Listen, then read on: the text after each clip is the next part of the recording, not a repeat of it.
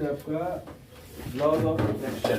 अभी उससे पहले आपने रिफ्रैक्टिव इंडेक्स क्या होता है, रिफ्रैक्टिव इंडेक्स फ्रीक्वेंसी के टर्म में, रिफ्रैक्टिव इंडेक्स वेवलेंथ के टर्म में, रिफ्रैक्टिव इंडेक्स किस चीज पे डिपेंड करता है, ये हो गया आपका।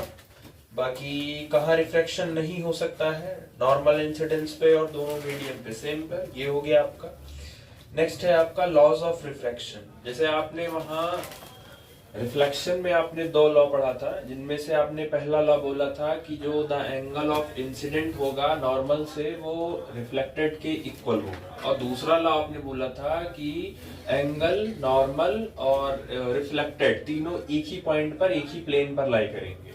सेम ऐसे ही रिफ्रैक्शन के भी दो लॉ दिए गए हैं, दोनों सेपरेट अलग अलग हैं। अच्छा, लॉज ऑफ रिफ्रैक्शन में जो पहला लॉ है, जो आपका फर्स्ट लॉ है, अब इसको एक्सपेरिमेंटली परफॉर्म किया गया, बहुत एक्सपेरिमेंट किया गया, ठीक है, डायरेक्ट एक बार पे नहीं किया गया। सबसे पहले क्या किया गया, एक मीडियम डिसाइड किया गया। अब पहले जो एक्चुअल हुआ, जो पहला लॉ बोल रहा है, पहले मैं उसको समझा दे रहा हूं, फिर उसके आगे पीछे का क्या है बताता हूं। ये है आपका, मान लो आपका फर्स्ट मीडियम, और ये है आपका सेकेंड मीडियम, ठीक है। अब क्या है कि मान लीजिए कि फर्स्ट मीडियम आपका रेरर है, हम आपको पहले से बता दे रहे हैं, हम आपको बता दे रहे हैं क्वेश्चन में कि ये मीडियम रेरर है, और जो सेकंड मीडियम है ये आपका डेंसर है, ठीक है। अब हमने क्या किया, हमने इंसिडेंट लाइट को इस पर इंसिडेंट करवाया 30 डिग्री पे, तो हमने इस पे इंसिडेंट कराया 30 डिग्री पे, बाकी जो रिफ्लेक्ट होना था वो हो गया, बाकी क्योंकि रेरर से डेंसर जा रही थी तो ये टुवर्ड्स गई थोड़ी सी। तो हमने क्या किया, हमने बहुत सारा, पहली बात तो हमने ये चेक किया कि जो ये है दैट इज कॉल्ड एंगल आई, इसको एंगल आई बोलते हैं, that is angle of incidence. और ये जो मीडियम चेंज करने के बाद जो ये लाइट निकली है, इसको रिफ्लेक्टेड रे नहीं बोलते, इसको बोलते हैं रिफ्रैक्टेड रे। और यहां से जो एंगल बना इसको बोलते हैं एंगल ऑफ रिफ्रैक्टेड। तो पहला हमारे दिमाग में ये आया कि आई आर जैसे वहां सेम होता था, क्या पता यहां सेम हो जाए, बट रिफ्रैक्शन के केस में आई और आर की वैल्यू सेम नहीं थी। तो फिर और भी बहुत सारी चीजें चेक की गई। अब जो आपको यहां डायरेक्ट बताया जाता है, ऐसा जरूरी नहीं कि वही डायरेक्ट हुआ होगा, बहुत सारे एक्सपेरिमेंट हुए होंगे, बहुत सारे ट्रिग्नोमेट्री फंक्शंस लगाए गए होंगे, उनमें से सक्सेसफुल रिजल्ट किसी एक पर मिला और वही कॉमन मिला, तो वो सबको कर दिए। तो हुआ क्या कि हमने इस पर्टिकुलर इंसिडेंट के लिए हमने उसका निकाला साइन आई, दैट इज इसको I1 मान लो, इसको R1 मान लो, इसका निकाला sign I1 upon sine R1, इन दोनों का रेशियो निकाला। तो इन दोनों का जो रेशियो निकाला, मान लो कोई constant value I, constant value in the number, मान लो आप कोई भी मान लो वैल्यू आई, जस्ट इमेजिन x। फिर हमने सोचा कि लाओ एंगल चेंज करके चेक करते हैं। तो हमने क्या किया, हमने थोड़ा सा एंगल ऑफ इंसिडेंस चेंज कर दिया, पहले के कंपैरिजन में हमने चेंज कर दिया। तो इस बार जो एंगल ऑफ इंसिडेंस था दैट इज I2, और इस बार जो रिफ्रैक्शन रे था दैट इज कॉल्ड R2। अब इस इंसिडेंट के लिए, इस कहानी के लिए हमने फिर से एक बार निकाला, रेशियो निकाला sign I2 divided by sign R2, और यहां पे जो वैल्यू आई, इसको जब वैल्यू साइन की रखने के बाद हमने जो वैल्यू रखी, यहां भी एक कांस्टेंट आई, और वो कांस्टेंट वही कांस्टेंट आया जो पहले कांस्टेंट था। फिर एक बार दिमाग और हुआ तो कहे लाओ थोड़ा एंगल और बढ़ा के चेक करते हैं, 90 के पास ले जाते हैं। तो उन्होंने थोड़ा सा 90 के पास लिया। अब इन्होंने देखा कि जब इसको 90 के पास ले गए तो फिर से ये जो एंगल बना डेट इज I3, और यहां पे जो एंगल बना डेट इज R3। एक बार फिर से इसको एक्सपेरिमेंट करके निकाला तो यहां बना sign I3 divided by sign R3, और इन दोनों को सॉल्व करने के बाद फिर से वही कांस्टेंट आया जो बाकी दोनों इवेंट में आया। अब सबसे पहला क्वेश्चन, साइन ही क्यों लिए? तो आपको साइन सीधे समझाया जा रहा है, आपको पूरा एक्सपेरिमेंट नहीं बताया जा रहा है, साइन नहीं, उसके पहले कॉस, टैन, कॉट, सेक, कॉसेक सब लेके चेक किया गया होगा, नहीं आया। मल्टीप्लाई करके चेक किया होगा, नहीं आया। माइनस करके चेक किए होंगे, प्लस करके चेक किए होंगे, नहीं आया। जो सक्सेसफुल रिजल्ट आपको ऑब्टेन हुआ वो हुआ sine i by sine r पे, इसी पर, इसे डिवीजन पे ही ये वैल्यू हुआ। तो क्योंकि डायरेक्ट रिजल्ट आया, आपको डायरेक्ट वही रिजल्ट पढ़ाया जा रहा है। यहां तक पहुंचने का कोई भी गाड़ी बनती है तो आप सिर्फ पैसा देके उस गाड़ी को खरीद लेते हैं और सीधे चलाने लगते हैं। उस गाड़ी के पीछे क्या मेहनत लगी है, कैसे बना है, किसने बनाया है, आपको उससे फर्क नहीं पड़ता, आप सिर्फ मेन मोटर्स का फर्क रखते हो। सेम ये कहां से आया, कैसे आया, वो एक्सपेरिमेंट क्यों हुआ, मतलब जनरली क्या आई मल्टीप्लाई किए, डिवाइड किए, क्या क्या लिए, वो नहीं, आपको सीधे किताब वाले पढ़ाते हैं कि किसी भी एक मीडियम से दूसरे मीडियम में जब आप लाइट को भेजोगे तो जिस मीडियम से लाइट जा रही होगी ऑब्वियस है वो एंगल ऑफ इंसिडेंस बनेगा, और जिस मीडियम में लाइट पहुंच रही होगी वो medium actual angle of refraction बनेगा। दोनों एंगल को आप डिवाइड कर दो, जैसे यहां मान लो 30 डिग्री पे था, यहां मान लो 60 डिग्री पे था, तो ऊपर रखोगे sin 30, नीचे रखोगे sin 60, दोनों की अपनी वैल्यू होती है, वैल्यू रखोगे, डिवाइड करोगे, कोई एक कांस्टेंट वैल्यू आपको मिल जाएगा। सेकेंड केस में हमने एंगल 30 डिग्री के बजाय हमने 45 डिग्री कर दिया, फिर ये 60 डिग्री हो गया, फिर sin 45, sin 60, फिर रखे वैल्यू, सॉल्व किए, एग्जैक्ट वही कांस्टेंट आया जो पहले आया था। तो यही एक्सपेरिमेंट करते गए तो उन्हें क्या है, बार बार कॉमन मिल रहा है, कांस्टेंट जो मिल रहा है, जो डिवाइड करने के बाद जो वैल्यू है वो बेसिकली उन्हें कांस्टेंट मिल रहा है। तो उन्होंने जनरली इस काम को, इस पहले लॉ का एक्सपेरिमेंट जो किया था वो बेसिकली किया था स्नेल्स ने। अब स्नेल्स ने बहुत एक्सपेरिमेंट करने के बाद, जैसे just like your Mendel, Mendel ने 3 साल तक एक्सपेरिमेंट किया था, फिर आपको उन्होंने डायरेक्ट प्रपोज करके दिया था डोमिनेंस, इंडिपेंडेंट, और बाकी इतना किसी के पास टाइम नहीं था। उन्होंने मोनो हाइब्रिड क्रॉस किया, डाई हाइब्रिड क्रॉस किया, फिनोटाइप रेशियो अलग निकाला, जीनोटाइप अलग रेशियो निकाला, 3 साल तक वेट किया, मटर के पौधों का क्रॉसिंग कराए, मैस्कुलेशन किया, बैगिंग किया, सब किया, आपको डायरेक्ट पढ़ा दिया गया। वो 3 साल की इंतजार, वो 3 साल की जो मेहनत थी वो आपको नहीं दिखाई जा रही है, वो सीधे आपको बता दिया। सेम स्नेल्स ने भी बहुत काम किया होगा बट आपको डायरेक्ट रिजल्ट बता दिया। सब एक्सपेरिमेंट करने के बाद स्नेल्स ने डायरेक्ट ये कंक्लूड कर दिया कि किसी भी एक मीडियम में जो भी एंगल ऑफ इंसिडेंस होता है और किसी दूसरे मीडियम में वो जब लाइट इंटर करती है तो उस मीडियम में उसका एंगल ऑफ रिफ्रैक्शन होता है, इन दोनों की जब वैल्यू लोगे तो आपको एक कांस्टेंट वैल्यू मिलेगी। और ये जो पूरा इन्होंने लॉ प्रपोज किया था यही लॉ फेमस कर दिया गया स्नेल्स लॉ के बेस पे। तो जब आपसे पूछा जाएगा कि स्नेल्स लॉ क्या होता है तो आप ये बोलेंगे कि sine i by sine r जो होता है वो एक कांस्टेंट के बराबर होता है। ये वो प्रपोज करके गए थे, ये वो बता कर गए थे।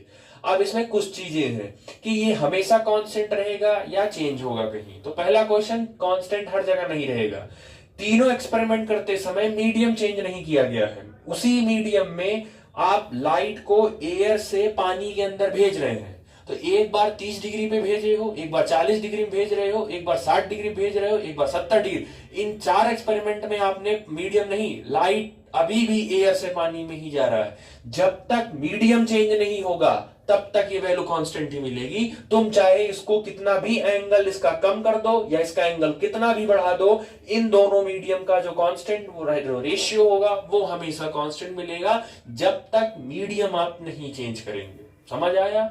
अब आपने एक्सपेरिमेंट किया, आपने हवा को पानी में डाला, आपके दोस्त ने हवा को तेल में डाल दिया, सेम डिग्री पे डाले, 30 डिग्री पे तुम भी डाले हो, 30 पे वो भी डाला है, लेकिन उसका sine i by sine r अलग आएगा और तुम्हारा sine i by sine r अलग आएगा, क्योंकि उसने एयर से वाटर डाला है या आपने एयर से वाटर डाला है और उसने एयर से ऑयल डाल दिया है, तो जिसकी वजह से रिफ्रैक्शन में चेंज आ जाएगा थोड़ा सा। तो ये बेसिकली याद रखिएगा, जब तक मीडियम चेंज नहीं होगा तब तक ये कांस्टेंट वैल्यू नहीं चेंज होगी। ज्यादातर पूछने को यही पूछा जाएगा आपसे, स्नेल्स लॉ क्या होता है? तो ये एक पर्टिकुलर मीडियम के लिए कांस्टेंट होता है। जब तक क्वेश्चन में मीडियम फिक्स नहीं करेगा आप चेंज नहीं करेंगे। आपसे एक बार कह दिया वाटर टू एयर, मतलब वाटर से निकल रहा है एयर में जा रहा है, अब वाटर में कोई भी एंगल रखो, एयर में जाएगा तो कोई भी वैल्यू रखोगे वो कांस्टेंट ही आएगा। ठीक, ये पहला लॉ था।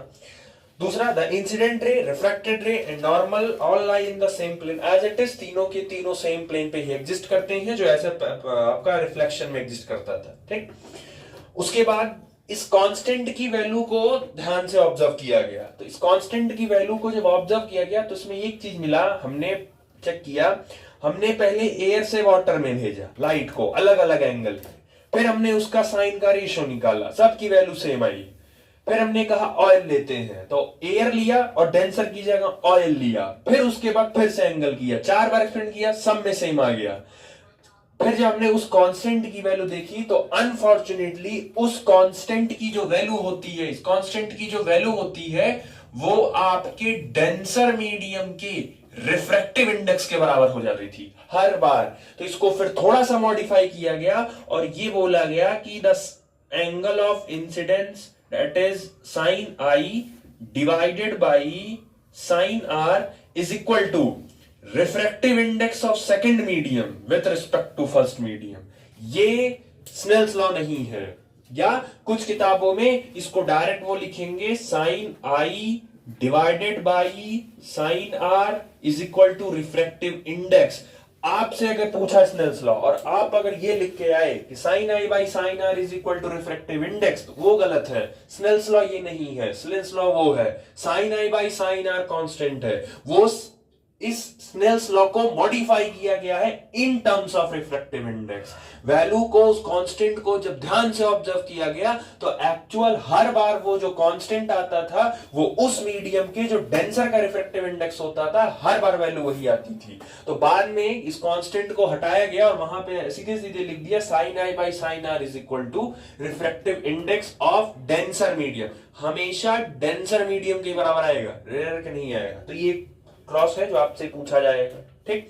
अच्छा, diffractive index of second due to first. अच्छा, इसको आप क्या लिख सकते हो, इसको बोले थे, इसको लिख सकते हो sine i divided by sine r is equal to, इसको क्या लिख सकते हो अगर डिवीजन में लिखना हो, refractive index of two with respect to one, ये लिख सकते हो। उसके बाद नॉर्मली आप क्रॉस मल्टीप्लाई कर दो सिर्फ, तो क्रॉस मल्टीप्लाई करोगे तो ये हो जाएगा n1 into sine i is equal to n2 into sine. ये एक फॉर्मूला है जो बहुत काम अभी आपको आगे यूज पड़ेगा। अब इसको याद कैसे करना है, जिस मीडियम से लाइट आ रही होगी उस मीडियम का रिफ्रैक्टिव इंडेक्स और उसके एंगल ऑफ इंसिडेंस से मल्टीप्लाई, जिस मीडियम में लाइट जा रही होगी उस मीडियम का रिफ्रैक्टिव इंडेक्स और उसके एंगल ऑफ रिफ्रैक्शन से, उसके साइन से आप मल्टीप्लाई कर दीजिए। अगर लाइट इस कमरे से बाहर जा रही है तो इस कमरे का refractive index multiply by sine i, और जहां पे वो जा रही है मल्टीप्लाई बाई 10, बाहर जा रही है तो बाहर का जो भी रिफ्रैक्टिव इंडेक्स होगा वो, और मल्टीप्लाई बाई साइन आर। जिस मीडियम से लाइट आएगी मतलब आ रही है उसमें हमेशा इंसिडेंस मिलेगा, और जिस मीडियम में जाएगी लाइट उस मीडियम में हमेशा आर मिलेगी। तो ये बात याद रखिएगा, जिसमें से लाइट आ रही है वहां आई मिलेगा, जिसमें भी जा रही है उसमें आर मिलेगा। तो जिसमें से आ रही है उसमें n1 मल्टीप्लाई कर देना रिफ्रैक्टिव इंडेक्स, और जिसमें जा रही है वो n2 मल्टीप्लाई कर देना, ठीक, समझ आ गया। ये बेसिकली फॉर्मूला है, अभी काम लगेगा TIR पढ़ाने में, ठीक है। दूसरा, आपने रिफ्लेक्शन वाले केस में आपने डेविएशन पढ़ा था प्लेन मिरर का। प्लेन मिरर का अपना डेविएशन होता है। अगर सिंगल मिरर होगा तो डेविएशन कितना होता था, सिंगल मिरर का डेविएशन कितना होता था, 180 माइनस 2i, और अगर दो मिरर होते थे तो 360 माइनस 2 थीटा, ठीक। अभी सेम रिफ्रैक्शन सेम डेविएशन आपको यहां भी देखना है कि अगर आप रिफ्रैक्शन करवाते हो तो डेविएशन कैसे क्या कितना होगा। ये है आपकी बाउंड्री जो मीडियम 1 और मीडियम 2 को सेपरेट कर रही है। ये है आपका मीडियम 1, ये है आपका मीडियम 2। मीडियम 1 को एयर माना है, मीडियम 1 को आप एयर मान लीजिए और मीडियम 2 को आप वाटर मान लीजिए। एज इट इज, एयर वाला मीडियम आपका रेयर में चला गया और वाटर वाला मीडियम आपका डेंसर में चला गया, ठीक है। अब आप लाइट को जरा यहां से इंसिडेंट कराइए, तो ये हो गया इंसिडेंट, ये हो गया आपका नॉर्मल। अकॉर्डिंग टू रूल, जब भी लाइट रेयर से डेंसर में आती है तो वो टुवर्ड्स नॉर्मल बेंड करती है। तो ये लाइट है, ये हल्की सी बेंड हो गई टुवर्ड्स नॉर्मल। यहां से जो एंगल बना नॉर्मल से, that is angle of incidence. यहां से जो एंगल बना, that is called angle of refracted. अब आप ध्यान से देखो, अगर ये लाइट बेंड ना हुई होती, अगर ये लाइट बेंड ना हुई होती तो ये लाइट ऐसे सीधे चली जाती, ये लाइट ऐसे सीधे चली जाती। यानी कि जो डेविएशन हुआ है बेसिकली वो सिर्फ इतने का हुआ है, डेविएशन है वो सिर्फ इतने का हुआ है। अगर यही रे ना डेविएट हुई होती तो वो यहां होती, मतलब उसको जाना तो यहां था लेकिन वो हल्का सा डेविएट होकर यहां चली आई। तो जो डेविएशन है वो बेसिकली इतने डेल्टा का हुआ है। अब according to mathematics knowledge, mathematics की आप फॉर्मूला अगर आप यूज करते हो या प्रॉपर्टीज आप यूज करते हो तो ये और ये पूरा इक्वल होंगे बाय विच रूल, ये और ये इक्वल होंगे बाय वर्टिकली अपोजिट एंगल है ये, तो आप सीधे लिख सकते हो I is equal to delta plus r, आप लिख सकते हो डेल्टा प्लस आर, और आपको डेल्टा निकालना है तो delta is equal to I plus r. अब ध्यान ये रखिएगा, जरूरी नहीं है कि जरूरी नहीं है कि हर बार I आपका बड़ा ही हो सकता हो आपने 30 डिग्री पे दिया हो लेकिन यहां 60 डिग्री निकल गया हो, 40 डिग्री दिए हो सकता हो 45, 55, 52 निकल गया हो, तो ऐसा कोई श्योर नहीं है। आपको बस इतना ध्यान रखना है कि जो भी वैल्यू आएगी वो डेविएशन की वैल्यू हमेशा पॉजिटिव होनी चाहिए, या इन शॉर्ट जो वैल्यू बड़ी होगी उसमें से छोटी वाली वैल्यू को आप माइनस कर दीजिएगा। अगर एंगल ऑफ इंसिडेंस बड़ी होगी तो रिफ्रैक्टेड को माइनस कर दीजिएगा, और अगर एंगल ऑफ रिफ्रैक्टेड की बड़ी होगी तो एंगल ऑफ इंसिडेंस को। आपको डेविएशन पॉजिटिव चाहिए, डेविएशन का भी नेगेटिव नहीं होता, वैल्यू पॉजिटिव चाहिए, इसीलिए मॉड का यूज कर दिया गया। ठीक, तो इसका डेविएशन आराम होता है। आई और आर को खाली माइनस कर दो, 60 डिग्री पे गिराए हो गए, 30 डिग्री पे वो यहां रिफ्रैक्ट हो गया, तो 60 माइनस 30 मतलब 30 डिग्री का डेविएशन हुआ। आप 40 डिग्री पे गिराए और 50 डिग्री का डेविएशन हो गया, अब सॉरी 50 डिग्री पे रिफ्रैक्ट हो गया, तो आप 40 माइनस 50 नहीं करोगे, आप 50 माइनस 40 करोगे। हमेशा बड़ी वाली वैल्यू को ही रख के माइनस कर दो, ताकि वैल्यू जब भी आए डेविएशन की वैल्यू हमेशा पॉजिटिव में आए। ठीक, तो ये ध्यान रखिएगा, इनका डेविएशन अपना सेपरेट। ठीक, चलिए क्वेश्चन लिखिए। The refractive index of glass, the refractive index of glass, the refractive index of glass with respect to water, with respect to water, with respect to water is 9/8, is 9/8, full stop. The refractive index of glass with respect to air, the refractive index of glass with respect to air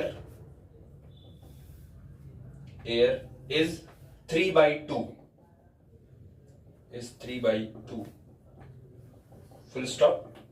Calculate the refractive index of water, calculate the refractive index of water with respect to air.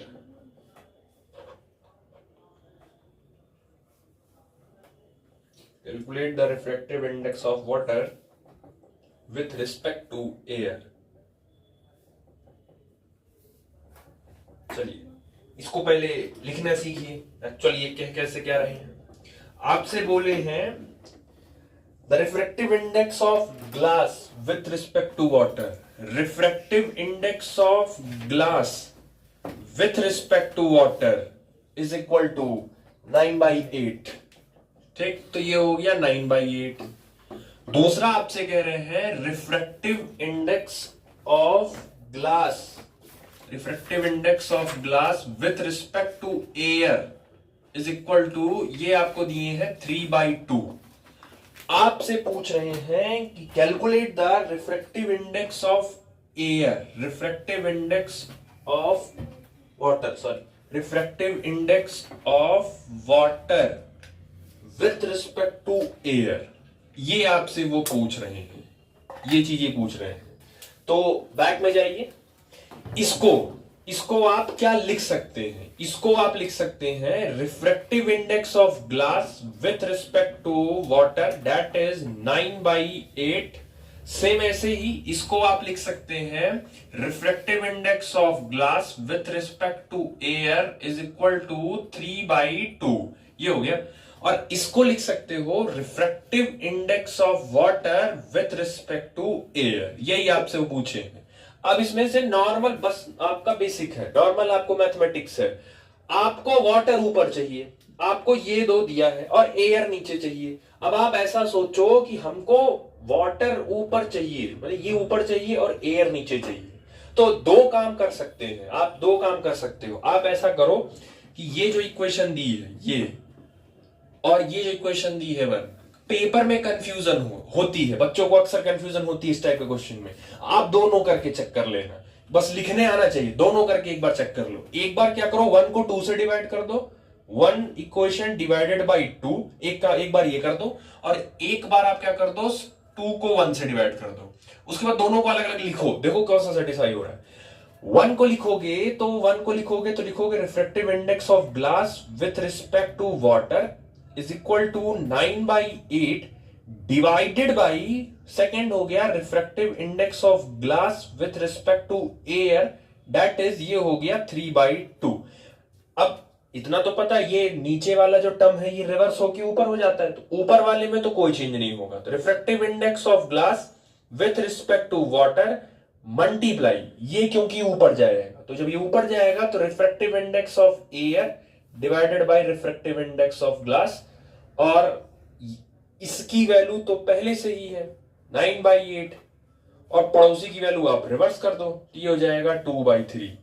अब आप देख check करो, N G से N G cut गया तो आपके पास बचा एन ए अपॉन एन डब्ल्यू, ये कट गया, 2 1 जा 2, 2 4 जा 8, 3 1 जा 3, 3 3 जा 9, तो ये बचा आपके पास 3/4। अब आप चेक करो क्या आपको एक्चुअल वही निकालना था, नहीं आपको वो नहीं निकालना, डब्ल्यू ऊपर चाहिए था और जबकि डब्ल्यू नीचे आ गया, मतलब कि ये गलत है। बट अब तो समझ गए ना आपको बेसिकली क्या निकालना था, एन डब्ल्यू बाई एन ए, आपने निकाला क्या यहां से, एन ए बाई डब्ल्यू, तो एन डब्ल्यू ऊपर जाएगा तो 4 भी तो ऊपर चला जाएगा, मतलब कि आएगा भाई, बस वैल्यू रिवर्स करोगे तो रिवर्स आ जाएगी।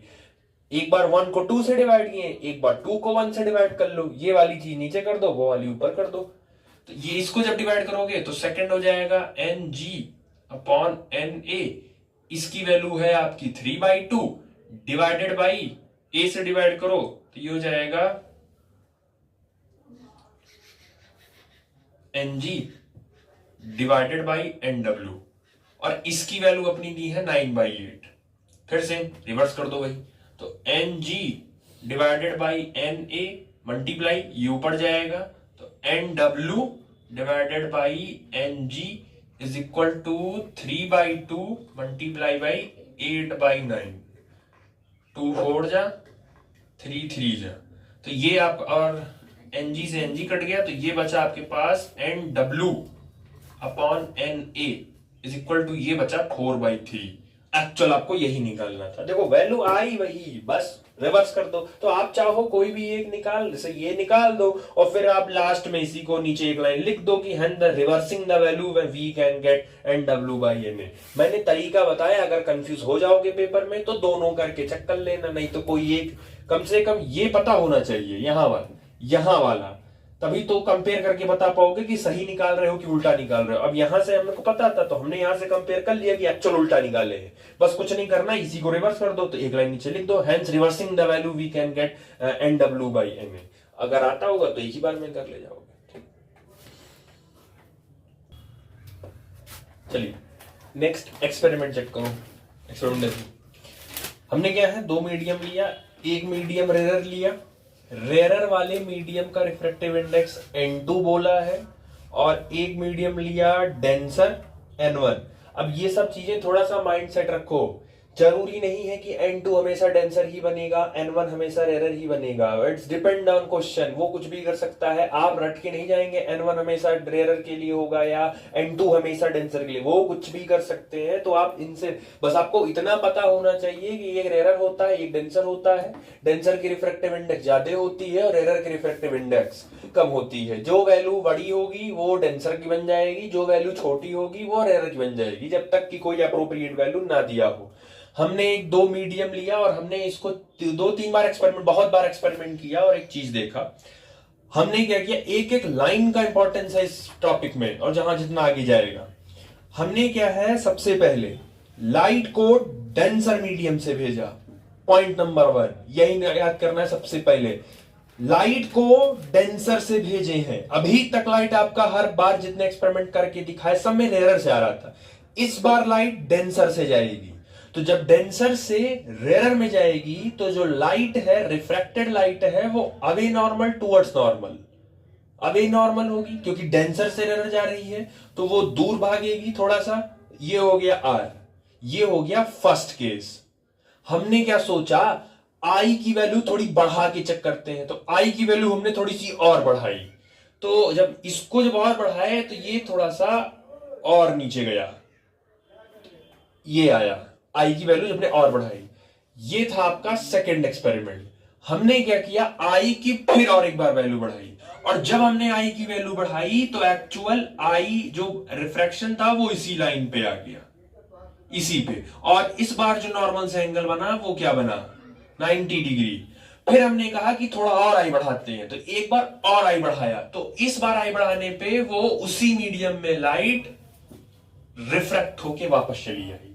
अब इस चीज को आप ऐसे समझिए, बाउंड्री थी आपके पास, ये आपका इंसिडेंट है, ये आपका इंसिडेंट रे है, और ये आपका बेसिकली रिफ्रैक्टेड है। रेड वाला रिफ्रैक्टेड हो गया आपका, और ये ब्लैक वाला इंसिडेंट। तो ये ऐसे था, तो ये ऐसे था, ठीक है, ये ऐसे था। हमने क्या किया, हमने इंसिडेंट थोड़ा और बढ़ा दिया, अभी ये ऐसे है, और बीच में आपका प्लेन है जो बाउंड्री है। हमने एंगल ऑफ इंसिडेंस को और बढ़ाया, ये और बढ़ा, ये और झुका, ये और बढ़ा, ये और झुका, ये और बढ़ा, ये और झुका। बढ़ाते बढ़ाते बढ़ाते आई इतना बढ़ा दिया कि रेयरर में आर की वैल्यू कितनी हो गई, कितनी हो गई।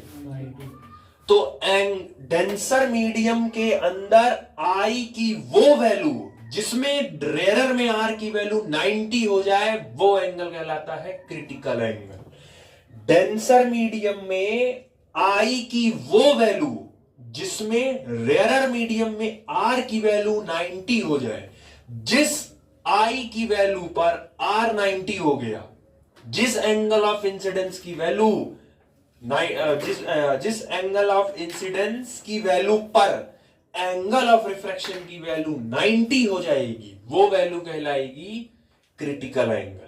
ठीक, तो और इस समय यहां जो एंगल ऑफ इंसिडेंस होता है, ये एंगल ऑफ इंसिडेंस होता है, वो क्रिटिकल एंगल के बराबर होता है। ये पर्टिकुलरली वो केस है, और इस पर्टिकुलर इवेंट का नाम रखा है that is called grazing emergence. Grazing emergence का मतलब होता है कि लाइट बस उसी सरफेस से ही निकल गई, ग्रेज करके निकल गई, टच करके बस लाइट निकल गई, अंदर नहीं आई। लेकिन क्योंकि आपने आई की वैल्यू क्रिटिकल एंगल से भी बड़ी कर दी, तो इस बार लाइट के पास कोई ऑप्शन नहीं था। जब ये और बड़ा हो गया तो ये झुक के उसी में चला आया। तो इस केस में जो आई की वैल्यू होगी वो क्रिटिकल एंगल से बड़ी हो गई, जिसकी वजह से लाइट उसी इवेंट में चला गया, और यहां पे एक फिनोमेना हो जाता है that is called TIR, that is called total internal reflection. वो पूछा जाएगा कि कंडीशन ऑफ उसका लिखिए। और बाकी जो दोनों केसेस में है, यहां आई की वैल्यू अभी उतनी नहीं पहुंची है, दैट इज क्रिटिकल एंगल के बराबर नहीं पहुंची है। क्रिटिकल एंगल का मतलब है 90 होना चाहिए। तो आप डेंसर मीडियम में खड़े थे और आपने वहां से लाइट को पास करना स्टार्ट किया। आप डेंसर मीडियम से लाइट को पास कर रहे हैं, आपका दोस्त रेयर मीडियम में खड़ा है, आप उससे पूछ रहे हैं एंगल कितना हुआ, वो कहा 40 डिग्री।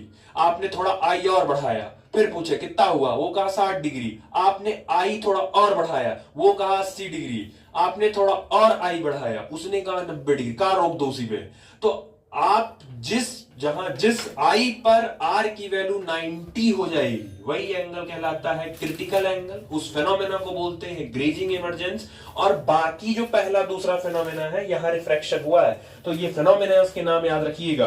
ग्रेजिंग इमर्जेंस के पहले का जो फेनोमेना होता है, जब तक आई और सी की वैल्यू बराबर नहीं होती है, तब तक आपका रिफ्रैक्शन वाला ही प्रोसेस चल रहा होता है। एक बार ग्रेजिंग इमर्जेंस आ जाता है तो उसके बाद का जो भी आई आप रखोगे वो तुरंत TIR पे आ जाएगा, वो टोटल इंटरनल रिफ्लेक्शन आ जाएगा। ठीक, तो इस बात को ध्यान रखिएगा।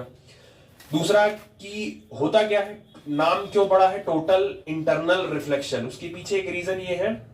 टोटल, आप जरा चेक करो, ये जरा चेक करो, ये आपको रिफ्लेक्शन जैसा ही लग रहा है तो वही आई गया, नॉर्मल है, वापस आर नहीं लगे, तो इसीलिए यहां क्या लिखा है रिफ्लेक्शन। अंदर ही अंदर भाई, डेंसर से भेजे थे, डेंसर में ही लाइट चली आई वापस, तो इंटरनली हो गया। और टोटल का मतलब जितना भेजोगे सब उसी में लौट जाएगा वापस, इसीलिए इस फेनोमेना को बोले। और यही रीजन है जिसकी वजह से डायमंड ग्लो करता है। क्योंकि अब रिलेट करो, क्योंकि डायमंड का रिफ्रैक्टिव इंडेक्स सबसे ज्यादा होता है, लगभग 2.42 होता है। तो डायमंड का रिफ्रैक्टिव इंडेक्स सबसे ज्यादा है। तो वो जब लाइट एक बार डायमंड के अंदर घुसती है तो डायमंड की प्रॉपर्टी होती है कि लाइट को ज्यादा देर तक होल्ड रखेगी, वो ज्यादा देर तक होल्ड रखेगी तो वो लाइट को बार बार अंदर अंदर ही रिफ्लेक्ट करती रहती है, मतलब अंदर अंदर ही लाइट को बार बार वो TIR करवा रही होती है, जिसकी वजह से वो डायमंड आपका बेसिकली क्या कर जाता है, ग्लो कर जाता है। ठीक, तो ये रीजन पूछा जाएगा, नॉर्मली पूछा जाएगा कि स्पार्कलिंग ऑफ डायमंड का क्या रीजन है। तो आप यही दो लिख के आएंगे कि इसमें क्रिटिकल एंगल ऑफ इंसिडेंस की वैल्यू क्रिटिकल एंगल से ज्यादा हो जाती है और डायमंड के अंदर टोटल इंटरनल रिफ्लेक्शन हो जाता है इसकी वजह से। ठीक, अब क्या है जो आपका केस थर्ड है, ये जो आपका केस थर्ड था, इस पर क्योंकि इन दोनों पर तो कोई एज इट इज फॉर्मूले नहीं, आप इन दोनों का फॉर्मूला पहले से डराइव करके आए हो, आपको इनका फॉर्मूला एक चाहिए अलग से।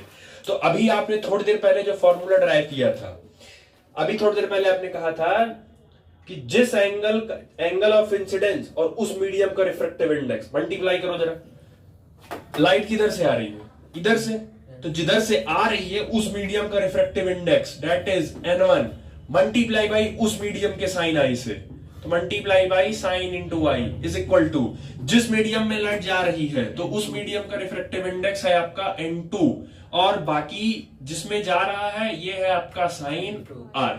ठीक, अब ये हो गया आपका N1 साइन आई, ये आई किसके बराबर हो गया, सी ये थर्ड केस, क्योंकि इन दोनों के लिए तो यही है, ये पहले केस और दूसरे केस के लिए तो यही इक्वेशन है, थर्ड केस के लिए इक्वेशन सेट हो रहा है ये। तो थर्ड केस में आई किसके बराबर हो गया, सी के, तो इसको लिख सकते हो साइन आई की जगह sine c is equal to N2 और साइन, थर्ड केस में आर की वैल्यू कितनी हो गई 90, तो आर की जगह कितना हो गया 1 साइन 90, साइन 90 की वैल्यू कितनी हुई 1, तो ये बन गया आपका N1 sine c is equal to N2 और साइन 91 हो गया। यहां से आप साइन सी की वैल्यू निकाल लो तो ये आ जाएगा आपके पास sine c is equal to N2 divided by N1। आप चाहो इस पे भी रोक सकते हो या आप एक स्टेप बढ़ा लो, sine c is equal to N2 by N1 को लिख सकते हो refractive index of 2 with respect to 1। अब आप खाली ध्यान दो, जिसका N1 न्नीचे है डेंसर, जहां से लाइट आ रही है और क्रिटिकल एंगल उसके अपोजिट का रिलेशन दे रहा है, तो ये फॉर्मूला है, अभी आगे चल के फॉर्मूला आएगा, न्यूमेरिकल आना होगा तो इसी पे आएगा। ठीक, तो ये रिलेशन हो गया, मैंने तो N1 N2 करके दिया, N1 N2 करके दिया। पेपर जब आप लिख रहे होगे तो वो हो सकता हो आपको ऑयल एंड वाटर करके दे दें, अब एयर और वाटर करके दे दें, तो उस केस में आप कैसे इस फॉर्मूले को डराइव करोगे, कैसे, तो उसके लिए कैसे डराइव करना है, देखो तरीका खाली आप याद रखो, डराइव कैसे करना वो हो जाएगा। आपको पता है कि अगर आपके पास एक मीडियम एयर है और एक मीडियम वाटर है, दो मीडियम है, यहां तो N1 N2 है लेकिन पेपर में आपको मीडियम दे देंगे वो। आपको एक चीज क्लियर है, वाटर कैसा मीडियम है आपका, ये डेंसर मीडियम है, और एयर आपका कैसा है, रेयरर है। लाइट जो होगा वो हमेशा डेंसर से ही जाएगा, और रूल के अकॉर्डिंग जिस मीडियम से लाइट जा रही होती है उसी के रिफ्रैक्टिव इंडेक्स से मल्टीप्लाई किया जाता है। तो अगर आप इसका ड्राइव करोगे तो लिखोगे refractive index of water multiply by sine i is equal to refractive index of air multiply by sine r. NW और साइन आई की जगह आप क्या रखोगे, sine C is equal to NA, और साइन R की जगह आप क्या रखोगे, साइन 90, इसकी वैल्यू 1 हो जाएगी। Refractive index of water multiply by sine C is equal to NA, और यहां से जब आप साइन C निकालोगे तो refractive index of A divided by refractive index of water, यानी रिफ्रैक्टिव इंडेक्स C, तो refractive index of air with respect to water. अब एक कॉमन पॉइंट चेक करो इसमें, अभी खुद समझ आ जाएगा। कॉमन पॉइंट ये है इसमें, इस वाले केस में N1 नीचे कौन है, नीचे कौन था, डेंसर वाला था ना, जो डेंसर है उसकी वैल्यू कहां है, उसका रिफ्रैक्टिव इंडेक्स नीचे है।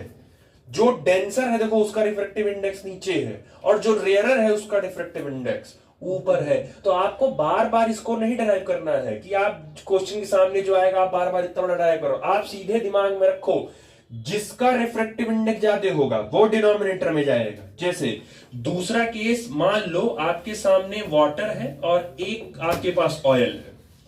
अच्छा, आपको बता दिया है कि वाटर का, मैं दे रहा हूं वैल्यू, वाटर का रिफ्रैक्टिव इंडेक्स 2 है, एग्जाम्पल के लिए, और ऑयल का रिफ्रैक्टिव इंडेक्स 1.5 है। अब आपसे कह रहे हैं रिलेशन निकालो क्रिटिकल एंगल से, तो आपको डराइव करने की जरूरत नहीं, इतना रटा होना चाहिए, जिसका रिफ्रैक्टिव इंडेक्स ज्यादा है वो डिनोमिनेटर में जाएगा। तो आप सीधे सीधे इस पर्टिकुलर केस के लिए सकते हो sine c is equal to जिसका रिफ्रैक्टिव इंडेक्स ज्यादा है वो नीचे जाएगा, मतलब नीचे जाएगा NW और ऊपर जाएगा NO, यही आएगा। तो आप डायरेक्ट देख के लिख लोगे, फिर आपको ये 2 बार ड्राइव करने की जरूरत नहीं पड़ेगी। तो ये आपको याद होना चाहिए कि रिफ्रैक्टिव इंडेक्स और क्रिटिकल एंगल का रिलेशन कैसे लिखना है, वो देगा। Right the relation between critical angle and refractive index of their respective media, वो करके ऐसे दे देंगे। जैसे मैंने दिया वाटर ऑन ऑयल, तो हर बार जरूरी नहीं कि एयर ही आए, एयर के लिए तो क्लियर ये क्यों एरर है, और water on oil, water on glass, oil और ग्लास। हाँ, एक चीज है, वो आपको वैल्यू दे देंगे, रिफ्रैक्टिव इंडेक्स की वैल्यू दे देंगे, या ये बता देंगे मोर डेंसर है, तो उससे आपको आइडिया लगाना है कि जो भी, मान लो इसकी जगह वैल्यू ना दी होती, अगर ये वैल्यू ना दी होती तो उसने वो कहीं ना कहीं क्वेश्चन में एक लाइन जरूर लिख देगा वो कि oil is more denser then water. अगर मान लो लिख दिया ऑयल इज मोर डेंसर, मतलब इसका रिफ्रैक्टिव इंडेक्स ज्यादा है, तो इसको, इसकी वैल्यू नीचे रखो, वाटर की वैल्यू ऊपर रखो, मतलब। तो ये रिलेशन है, relation between refractive index of medium and critical angle, एक तरीके का रिलेशन है जो आपने डराइव किया था, ठीक। और एक चीज ध्यान रखना, क्रिटिकल एंगल कभी भी 1 से ग्रेटर नहीं हो सकती है, 1 के बराबर हो जाएगी बट 1 से कभी ग्रेटर नहीं जाएगी।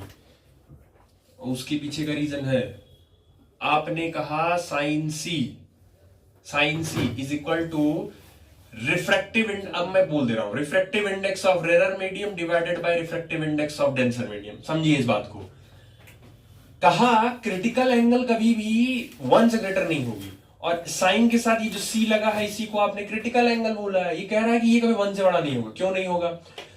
डेंसर का रिफ्रैक्टिव इंडेक्स ज्यादा होगा और रेरर का रिफ्रैक्टिव इंडेक्स क्या होगा? कम। न्यूमरेटर की वैल्यू कम हो गई, डिनोमिनेटर की वैल्यू ज्यादा हो गई, तो जब कम वाले को ज्यादा से डिवाइड करते हैं तो वैल्यू कभी भी 1 से ज्यादा जाएगी ही नहीं।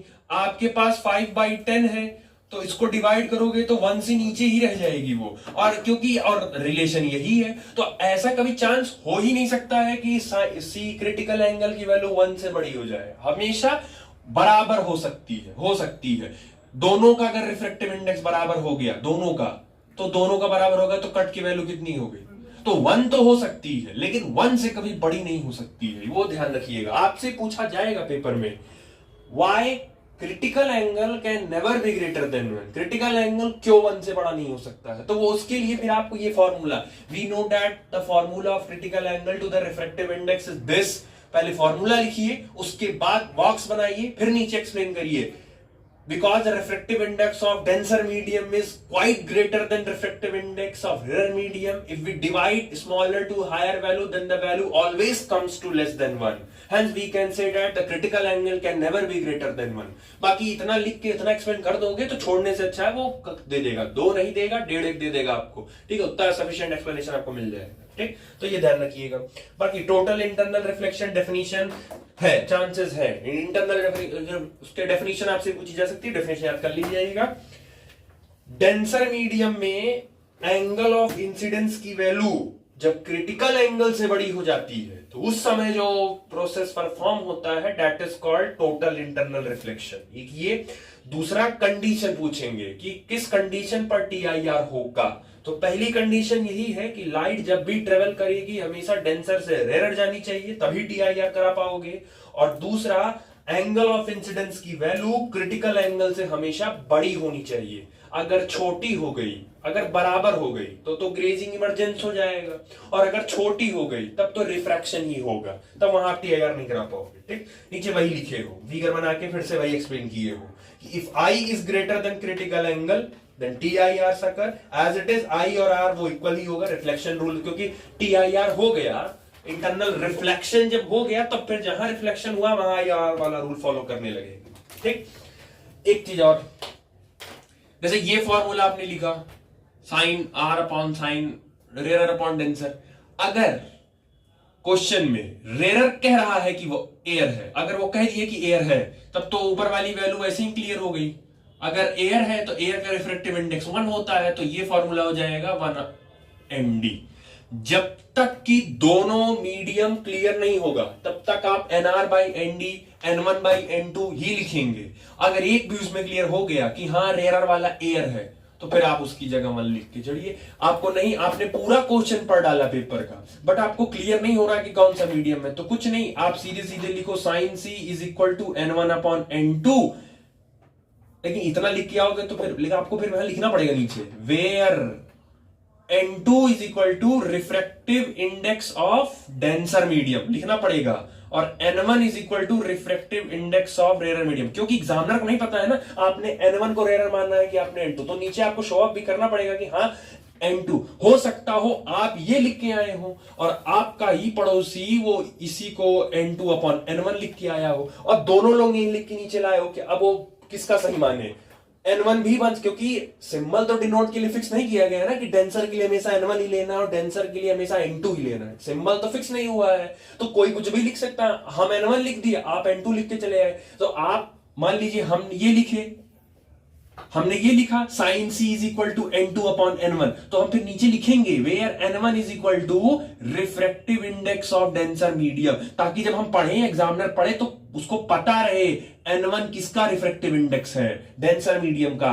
दूसरी कॉपी पढ़ेगा तो N2 नीचे देखेगा तो जान जाएगा N2 मतलब रिफ्रैक्टिव इंडेक्स वो डेंसर मीडियम का है। तो ये कुछ चीजें हैं जो वहां आपको ध्यान रखनी है, ठीक। बाकी ये उसके बाद एज इट इज आपका आता है एप्लीकेशन ऑफ TIR, ठीक है, कहां कहां यूज होता है। सबसे पहला जो आता है वो आपका आता है टोटल रिफ्लेक्टिंग प्रिज्म। इसमें ज्यादा कुछ है नहीं, बट इसमें वैल्यूज हैं वो आपको डायरेक्ट याद रखनी है, जैसा बता दे रहा हूं। प्रिज्म 10th क्लास में पढ़ा होगा।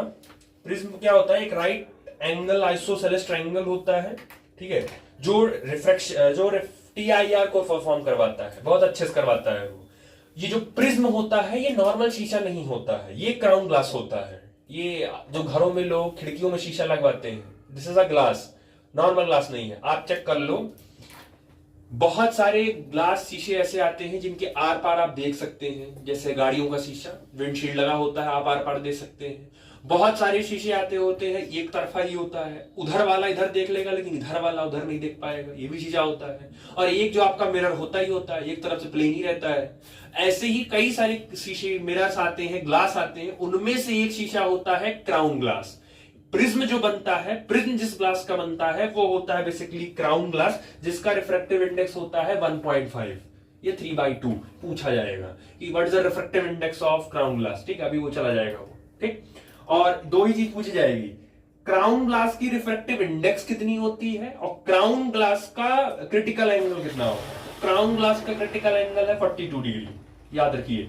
मतलब 42 डिग्री से अगर आप ऊपर गए तो प्रिज्म के अंदर TIR हो जाएगा। अब वैल्यू समझ लो, क्राउन ग्लास का जो आपके पास TIR क्रिटिकल, जो आपके पास क्राउन ग्लास है उसका क्रिटिकल एंगल C 42 डिग्री दिया है, निकाल, वो आपको याद रखो कि क्राउन ग्लास का C है। अब इससे अगर बड़ी रहती है एंगल ऑफ इंसिडेंस की वैल्यू, मान लीजिए 42 डिग्री आपको पता चल गया कि सामने क्राउन ग्लास है, ठीक है, मान लो आपको पता चल गया कि ये क्राउन ग्लास है, इसका क्रिटिकल एंगल आपको पता है कि 42 डिग्री है। अगर आपने इसमें से 30 डिग्री की लाइट इंसिडेंट करवाई, 30 डिग्री की, तो वो रिफ्रैक्शन करेगा। आप 40 कराए वो तब भी वही करेगा, आप 41 डिग्री का तब भी वही करेगा। आपने जैसे ही एंगल ऑफ इंसिडेंस की वैल्यू 45 डिग्री रखी तो क्रिटिकल एंगल से ज्यादा हो गई, और जैसे ही क्रिटिकल एंगल से आपकी वैल्यू ज्यादा हुई तुरंत उस प्रिज्म के अंदर TIR हो जाएगा। मतलब जिसका क्रिटिकल एंगल आपको पता है और अगर क्रिटिकल एंगल से वैल्यू ज्यादा है तो वहां पर आपका TIR श्योर होगा, वो ध्यान रखिएगा, ठीक, वैल्यू याद रखिएगा। सेम रीजन आपका यही उसका भी है, डायमंड के रिफ्लेक्शन का भी है। डायमंड का रिफ्रैक्टिव इंडेक्स होता है 2.42, कुछ किताबें 2.46 देती हैं, और डायमंड का जो क्रिटिकल एंगल है वो 24 डिग्री है। तो आप अंदाजा लगा लो, यही रीजन है डायमंड सबका याद है, क्योंकि 24 डिग्री बहुत कम होता है और एंगल ऑफ इंसिडेंस कितना भी करोगे तो ज्यादा हो जाएगा। 24 डिग्री से 24 डिग्री मतलब समझ रहे हो 0 डिग्री ये होता है। प्रोटेक्टर से चेक कर लेना घर जाकर बना के 24 डिग्री कितना आएगा, इतना ही आएगा 24 डिग्री। तो 24 डिग्री से ज्यादा ही एंगल ऑफ इंसिडेंस पे गिरती है डायमंड के अंदर हमेशा। यही रीजन है कि डायमंड हमेशा चमकता है, क्योंकि डायमंड खुद का क्रिटिकल एंगल 24 डिग्री और उसके अंदर लाइट गिरती है हमेशा उससे ज्यादा, तो इसीलिए डायमंड हमेशा चमकता है। और इत्तेफाक से द्वैन उल्टी ही है, दो ही है, दोनों का याद रखो। क्राउन ग्लास का refractive index 1.5 with critical angle 42 degree, diamond का refractive index 2.42 with refractive index 42 degree. MCQ case base कहीं पूछना होगा तो ये आपसे पूछेगा, ठीक, तो ये ध्यान रखिएगा। थर्ड एंड नेक्स्ट केस आता है आपका मिराज, इसी को हिंदी में बोलते हैं मृग तृष्णा। हाईवेज पे जब आप गर्मी के महीनों में हाईवे पे गाड़ी लेके चलोगे तो आपको ऐसा दूर से अनुभव होता है कि वहां पानी है, बट एक्चुअल में वहां पानी नहीं होता है, और इसको कहते हैं भ्रम। ये एक तरीके का भ्रम होता है। सबसे ज्यादा भ्रम होता है रेगिस्तान में, क्योंकि रेगिस्तान में बालू होता है, बालू सिलिका होता है, सिलिका चमकता बहुत है, और जब आदमी दूर से उसको देखता है तो क्योंकि चमकता है तो आपको ऐसा लगता है कि वहां एक्चुअल पानी है, बट वहां एक्चुअल पानी नहीं होता है, ठीक। तो मिराज जो थोड़ा बहुत ही पूछेंगे, उससे पूछना भी होगा, तो बहुत ज्यादा नहीं है इसके बारे में। हाँ, बस एक चीज जानो, जैसे अगर आपका जो सन है, तो जो सन से मान लो, और ये आपकी धरती है, तो जो सन से लाइट गिरती है धरती पर, तो आपको क्लास 10th 9th 8th में पढ़ाया गया होगा कि धरती भी एक एब्जॉर्बर ही होती है। धरती भी एक ऑब्जर्वर है, रिफ्लेक्टर भी है धरती और एब्जॉर्बर भी है। धरती बहुत सारे सूर्य की किरणों को अपने अंदर क्या कर लेती है, एब्जॉर्ब करती है, तभी धरती गर्म रहती है। सूर्य की जमीन, आप गर्म धूप निकलेगी तो जमीन गर्म इसीलिए मिलती है क्योंकि धरती उसको एब्जॉर्ब कर लेती है। कोई भी चीज गर्म तभी होती है, कोई भी चीज हीट तभी होती है जब उसकी एनर्जी ज्यादा होती है। एनर्जी ज्यादा का मतलब उस चीज को, आप बर्तन को गैस पर रखते हैं, खाली रख दो और नीचे जलाओ ना फ्लेम, तो वो ठंडा ही रहेगा। आप नीचे फ्लेम जला दीजिए, जैसे ही फ्लेम जलाओगे तो जो गैस की एनर्जी है वो बर्तन लेना स्टार्ट करेगा, अब बर्तन की एनर्जी बढ़ेगी तो आप जब छोड़ोगे तो आपको एज इट इज गर्म लगेगा।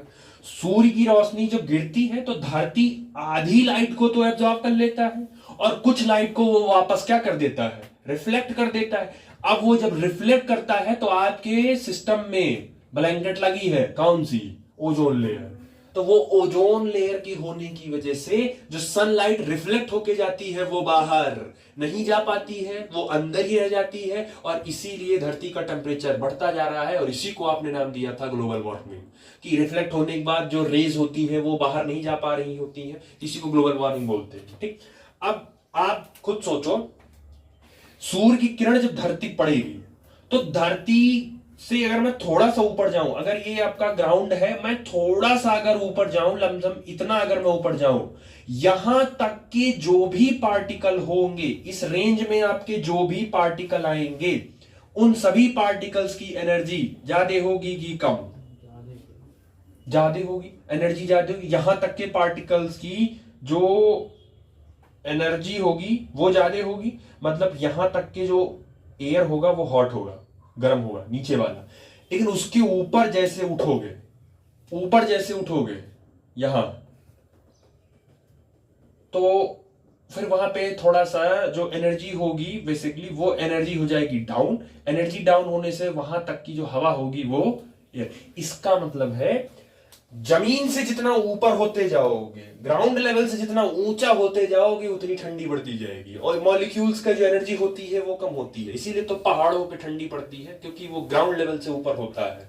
और अब अगर नीचे जाओगे समुद्र के अंदर, या नीचे जितना नीचे जाओगे उतनी गर्मी बढ़ती जाएगी।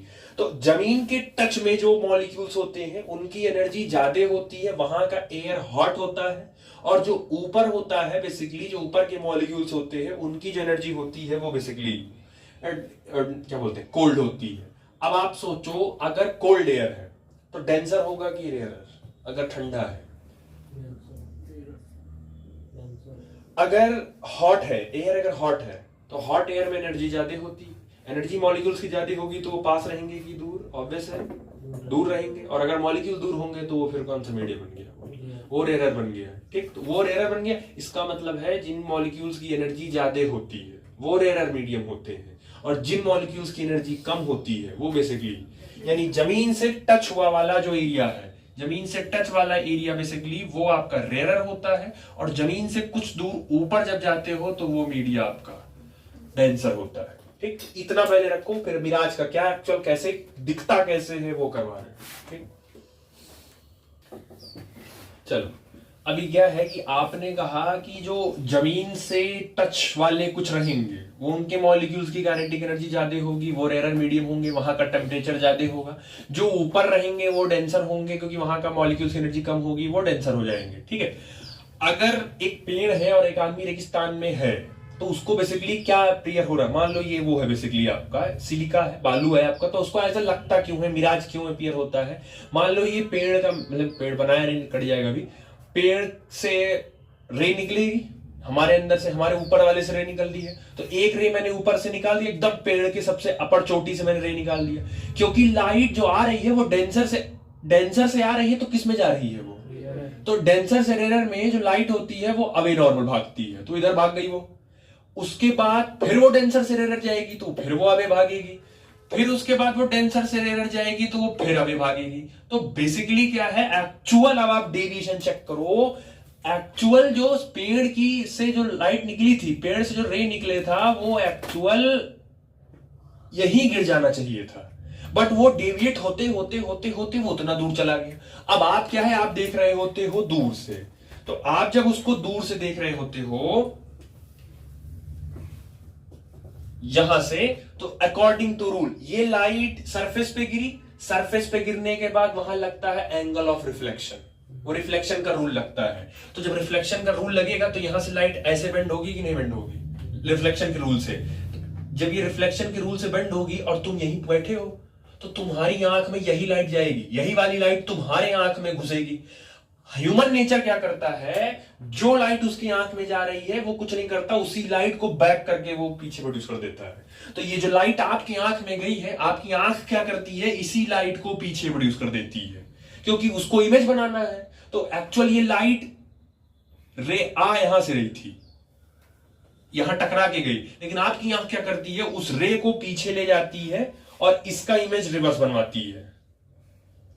इसका इमेज एक रिवर्स आपके दिमाग में क्रिएट होता है यहां, तो आपको ऐसा लगता है कि इस पेड़ की परछाई दिख रही है, इसका मतलब है सामने पानी ही होगा, क्योंकि परछाई इन द सेंस तभी बनेगा जब पेड़ और पानी रहेगा। तो एक ऐसा अपीयरेंस होता है, आपकी आंख बस क्या करती है, इसी लाइट को पीछे बैक कर देती है और एक्चुअल ये जो पेड़ है वो आपको उल्टा दिखने लगता है, दूर से उल्टा दिखने लगता है, बट एक्चुअल आपको फिर ये एहसास होता है कि पेड़ उल्टा दिख रहा है, तो इसका मतलब पेड़ की परछाई दिख रही होगी, और परछाई दिखने का मतलब वहां क्या है, जहां परछाई दिख रही है उसका मतलब वहां क्या है, पानी है। वो तो बाद में जाके पता चलता है एक्चुअली वहां पानी नहीं है, तो एक्चुअली पानी के लिए नहीं है, ये चीजों को उल्टा करके दिखा दिया जाता है। ये बहुत कंफ्यूजिंग वाला है, पानी से रिलेटेड ही नहीं है, ये अपीयर करवा रहा है, क्योंकि परछाई कब दिखती है, किसी भी चीज का शैडो कब दिखता है, पानी में ही दिखता है। अगर आप नॉर्मल अंधेरा वाला कंसेप्ट ये वाला शैडो हटा दो तो किसी ऑब्जेक्ट का परछाई आपको तभी दिख सकता है जब वहां पे क्या होगा, पानी होगा। ऐसे जाके आप खुद अपना देखो नीचे, आपको नहीं दिख, आप पानी गिरा दो फिर देखो, अभी देखो दिखने लगेगा। तो जब आदमी रेगिस्तान में होता है तो एक तो वैसे ही उसके अंदर पानी की कमी रहती है, प्यास लगी होती है उसको, और सावन के अंधे को हरा, जिस समय जिस चीज की बॉडी को डिमांड करती है बॉडी, उसी समय उसे हर जगह उसको वही दिखती है, हर समय उसको वही दिखेगा। रेगिस्तान में पानी कमी आपके अंदर है, आपको प्यास लगी है, तो आपको फिर बॉडी ही, आपका नर्वस सिस्टम ही, आपका ब्रेन ही आपको ऐसा इंटरप्रेट करता है कि पानी पानी, हमेशा पानी पानी। तो एक्चुअल आपको दिखता है कि परछाई बन रही है, इसका मतलब पानी होगा, तभी बन रहा होगा। वो तो बाद में पता चलता है कि वहां पानी नहीं है, वो खाली मिराज की वजह से बन रहा है। ठीक, तो जहां पूछना होगा तो पूछेंगे। ठीक है, चलो लास्ट है इस पोर्शन का, ऑप्टिकल फाइबर आना होगा, इसका क्वेश्चन है ये, मैं मुझे लग रहा है, मैं श्योर हूं कि ये इसका एक टॉपिक कहीं ना कहीं एक क्वेश्चन इसका उठाएगा जरूर पेपर में। ऑप्टिकल फाइबर दो जगहों पे सबसे ज्यादा यूज किया जाता है, एक मेडिकल में और दूसरा डाटा ट्रांसफर में। जितने भी आपके ये वाईफाई कनेक्शन वाले होते हैं सर, जो डाटा ट्रांसफर करना होता है, इलेक्ट्रिकल सिग्नल ट्रांसफर करना होता है, यहाँ ऑप्टिकल फाइबर यूज किया जाता है। और दूसरा मेडिकल वाले, वो एंडोस्कोपी किए जाती है, वो जो आपके मुंह में डाल के पूरा अंदर तक सब फोटोग्राफ अंदर का निकाल लेते हैं, वो बेसिकली यही होता है। अब ऑप्टिकल फाइबर आपको समझना हो तो आप मेले में जाओ कभी, तो मेले में देखे होगे कभी, एक तो डिवाइस आता है झाड़ू जैसा, ऐसे रहेगा नीचे, ऐसे उसमें थुलरा निकला रहेगा, उसमें लाइट रंग बिरंगी जलती रहती है, लाल नीली पीली करो तो चेंज होता है, वो देखा होगा मेले में। ठीक है, नहीं देखे होगे तो इस बार देखना, ऐसे ऐसे रहता है, ऐसे रहता है। उसमें लाइट जलती है, लाल नीली, बस यही जो आप है, बस यही समझिए वही ऑप्टिकल फाइबर है बेसिकली। ये ऑप्टिकल फाइबर एक जनरली एक रेशा होती है जिसके अंदर से लाइट या कोई भी इंफॉर्मेशन ट्रांसफर होती है। जितनी बड़ी बड़ी कंपनीज होती हैं उनका अपना एक सर्वर रूम होता है, ठीक है, जिनमें जैसे बैंक होता है तो बैंक का अपना एक सर्वर रूम होता है। जो बड़ी कंपनीज होती हैं, फार्मास्यूटिकल कंपनीज है, उनका अपना एक सर्वर। आप मूवीज वूवीज में देखो, कहते हैं सर्वर रूम में घुस जाओ तो पूरा कंपनी हाथ में आ जाएगा, डाटा लीक हो जाएगा। वो बेसिकली जो इन्फॉर्मेशन ट्रांसफर होता है वो इसी ऑप्टिकल फाइबर से ही ट्रांसफर किया जाता है, ऑप्टिकल केबल से ट्रांसफर किया जाता है। यही पहले नहीं था, तभी कबूतर लेके जाता था इंफॉर्मेशन को एक जगह दूसरी जगह। ऑप्टिकल फाइबर एक ऐसा कनेक्शन बन गया, एक ऐसा इंफॉर्मेशन ट्रांसफर का एक जरिया बन गया कि विदाउट एनी लॉस, इंफॉर्मेशन का कोई लॉस करे, कोई बहुत ज्यादा मेहनत किए नहीं, ये इंफॉर्मेशन को ट्रांसफर कर देता है, बहुत आसानी से ट्रांसफर कर देता है बेसिकली। ये जो आप पाइप देख रहे हैं, रेशा देख रहे हैं, वो तो डिटेल करके बनाया गया है कि इसके अंदर से जब कोई भी इंफॉर्मेशन और इसके अंदर से जब कोई भी लाइट पास करती है इस फाइबर के अंदर से, तो इसकी एक खास आदत ये है कि ये 100% रिफ्लेक्शन देता है। अभी आपने शुरू में चैप्टर पढ़ा था कि 100% रिफ्लेक्शन कहीं नहीं होता, लेकिन ऑप्टिकल फाइबर एक ऐसा फाइबर है, एक ऐसा डिवाइस होता है जहां पे लाइट 100% रिफ्लेक्ट होके बाहर निकलती है। एग्जैक्ट इंफॉर्मेशन जितना आपने यहां से इसको एंटर किया होगा, एग्जैक्ट इंफॉर्मेशन आपको उतना वहां से मिल जाएगा, ठीक है। तो ये बेसिकली आपसे इंफॉर्मेशन ट्रांसफर के लिए पूछा जाता है। दूसरा, ये जनरली जो मेडिकल में होते हैं, इंस्ट्रूमेंट में यूज किए जाते हैं, तो एंडोस्कोपी के लिए यही डालते हैं, अंदर यही डालते हैं, यही अंदर जाता है। तो आगे कैमरा लगा होता है, तो उसके जो कैमरे के अंदर लगा होता है उस कैमरे से इमेज इसी फाइबर के अंदर से लाइट ट्रांसफर होते हुए वो सीधे बाहर आते हैं कंप्यूटर स्क्रीन पे, एकदम क्लियर कट दिख जाती है। अल्ट्रासाउंड करते हो तो उतना क्लियर नहीं आता, लेकिन ऑप्टिकल फाइबर जब अंदर जाएगा तो जैसे मान लो यहाँ पे लीवर है, जैसे मान लो यहाँ पे आपका लीवर बना है, यहां मान लो आपका लीवर है, तो लीवर के अंदर से भी तो लाइट रे निकल रही होगी, तो लीवर के अंदर से जब लाइट रे निकलेगी तो ये उस कैमरे के अंदर कैप्चर होंगी और वो वैसे ही उससे रिफ्लेक्ट होके, और ये जब बाहर आएगा तो क्योंकि आप कंप्यूटर से उसको कनेक्ट किए रहोगे, तो इस वायर के अंदर जो इंफॉर्मेशन, जो फोटो यहां है, वो आपको सीधे स्क्रीन पर प्लेस करके दिखा देगा वो। तो बेसिकली डाटा ट्रांसफर और मेडिकल वाले सबसे ज्यादा इसको यूज करते हैं, ठीक है। और इसका जो रिफ्रैक्टिव इंडेक्स होता है कोर का, वो होता है 1.52। इसका याद रखना, ऑप्टिकल फाइबर में जो रिफ्रैक्टिव इंडेक्स यूज करते हैं वो बेसिकली 1.52 होता है, और इसके ऊपर एक कवरिंग अलग से लगाई गई होती है, that is called cladding. Core बीच में होता है, उसके बाद ऊपर एक और लगाते हैं, दैट इज कॉल्ड। जैसे आप तार देख लो, तो मेन तार तो अंदर होता है, वो कभी वायरिंग किया होगा तो प्लास्टिक वाला कभी खींच के निकाला होगा, तो मेन तार तो अंदर होता है, उसके ऊपर भी ये कोटिंग, फिर कहीं उसके ऊपर भी कोटिंग कर देते हैं। तो ऑप्टिकल फाइबर, इसकी जो रिफ्रैक्टिव इंडेक्स होती है वो 1.52 होती है, इसको कोर बोलते हैं। और इस ऑप्टिकल फाइबर के ऊपर एक और कोर चढ़ाया जाता है, एक और लेयर चढ़ाया जाता है, जिसको बोलते हैं क्लैडिंग, जिसकी रिफ्रैक्टिव इंडेक्स 1.48 होती है। मतलब कि बाहर वाले की रिफ्रैक्टिव इंडेक्स, क्लैडिंग की रिफ्रैक्टिव इंडेक्स कम है, जो बाहर है, ये जो आपने लेयर चढ़ाई है उसकी 1.48 है, और अंदर वाले की रिफ्रैक्टिव इंडेक्स ज्यादा है। तो क्यों ऐसा रखा गया, उसके पीछे का रीजन है, बाहर वाले का रिफ्रैक्टिव इंडेक्स ज्यादा है तो वो बाहर की लाइट को ज्यादा एब्जॉर्ब नहीं करेगा, तो ज्यादा एब्जॉर्ब नहीं करेगा, ज्यादा लाइट को रोकेगा नहीं, तो ज्यादा डिस्टर्बेंस नहीं क्रिएट होगा, ज्यादा इमेज फॉर्मेशन का टेंशन नहीं होगा। अंदर वाली का रिफ्रैक्टिव इंडेक्स ज्यादा रखा है ताकि लाइट ज्यादा देर तक होल्ड करे और इंफॉर्मेशन को प्रॉपरली ट्रांसफर कर सके, इसीलिए कोर का रिफ्रैक्टिव इंडेक्स ज्यादा होता है कंपैरिजन टू क्लैडिंग के, ठीक। तो ये ध्यान रखिएगा। नाम पूछा जाएगा, कोर डेंसर होता है, कोर डेंसर है क्योंकि बाहर है तो रह रही होगा। 100% light reflected in each reflection, जितनी बार रिफ्लेक्शन लाइट का होगा हर बार रिफ्लेक्ट करेगा। Light travels from one end to another end without any loss, बता दिया। Uses, transmitting electrical and optical signal में ट्रांसफर करने यूज होता है। Visual examination of internal organ like oesophagus, stomach and intestine में यूज किया जाता है। एंड इन डेकोरेटिंग लैंप, ये वाला जो आप मेले में देखते हो बेसिकली ये यूज किया जाता है, ठीक। अभी बस्ती भर में फाइबर लगता है, ऑप्टिकल फाइबर, जमीन खोद डालेंगे, खोद के फिर बड़ा इतना मोटा पाइप डालते हैं उसके अंदर। आपने एक मशीन देखी होगी, उसका मुंह ऐसे निकला रहता है, वो ऐसे से डायरेक्ट खोदता है, ऐसे पानी वानी बड़ा पाइप लगा के रखते हैं, तो बेसिक जमीन के अंदर से ट्रांसफर करते हैं। ये ऑप्टिकल फाइबर के आने से बहुत सारी चीजें, कह सकते हो एक क्रॉस कनेक्शन वाला सिस्टम हट गया। अभी बिजली जो हमारे यहाँ पास होती है वो जमीन के ऊपर से आती है, अभी कुछ दिन के बाद ये कर रहे हैं कि ऑप्टिकल फाइबर से बिजली पास कर दें, क्योंकि ऑप्टिकल फाइबर से फायदा ये होगा कि वो ऑप्टिकल फाइबर जमीन के अंदर से निकाल देंगे। तो पहला खतरा, बिजली करंट नहीं लगेगा आपको। अर्थिंग वो ऑटोमेटिक, भाई क्लाइडिंग है, अर्थिंग ऑटोमेटिक नीचे नीचे देगा आपको, तो बिजली का झटका लगने के चांसेस कम हो जाएगा।